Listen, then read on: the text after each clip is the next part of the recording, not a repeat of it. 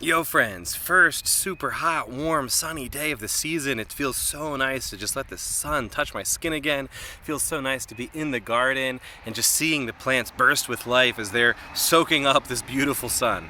And as I'm out in the garden, I was doing some watering today and just thinking about watering the plants this summer. I have this 50-gallon bucket here that I'm just blowing through. Thank goodness I can fill it from my creek, so I'm not spending a lot of money on it. But I'm blowing through that water right now, and I want to share with you how I plan to water my plants way less than average this year, and how I plan to make this 50-gallon bucket last pretty far.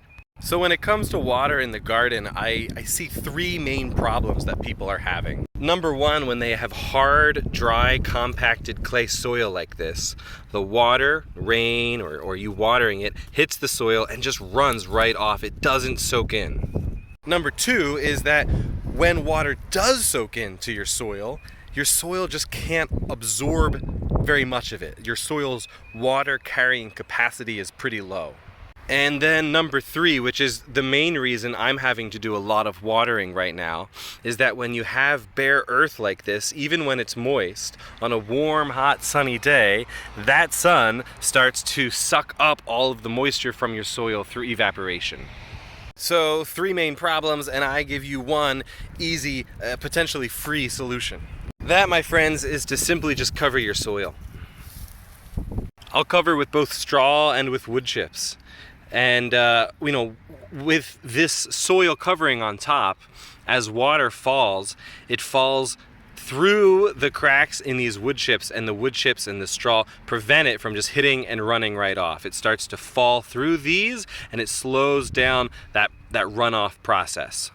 Additionally, as this stuff breaks down, it starts to add to the organic matter content in your soil, which increases your soil's water carrying capacity.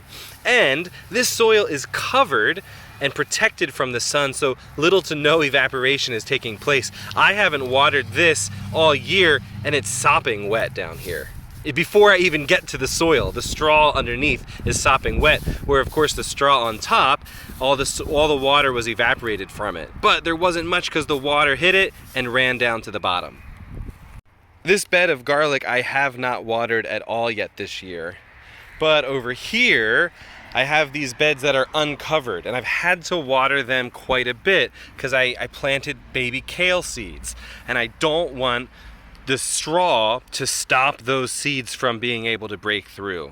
Something I could have done is to cover it thickly with straw and dig a small trough into the straw and plant my seeds there. Now I planted a couple different rows pretty close together. I just didn't feel like that was worth it for me this year. So I'm going to water this more regularly, water this more heavy than I typically will for a few weeks until the kale starts to establish itself. And then I can go through and start to mulch underneath that kale. When I have beds that are covered with 6+ inches of mulch, straw or wood chips, I honestly find I just don't need to water at all. Sometimes I had this potato patch last year, and I watered it some in our really bad drought. But frankly, even with 30 days of drought, I don't think I needed to water it. I was more watering it just in case, or because I just wanted to be safe. But it was plenty wet down there. It had plenty of water to spare. I say this is a potentially free method just because there are people who are just trying to get rid of old spoiled straw. That's something you could take. It doesn't matter if it's new or spoiled. Also, a lot of people drop off wood chips for free. I got a bunch of wood chips over here dropped off for free.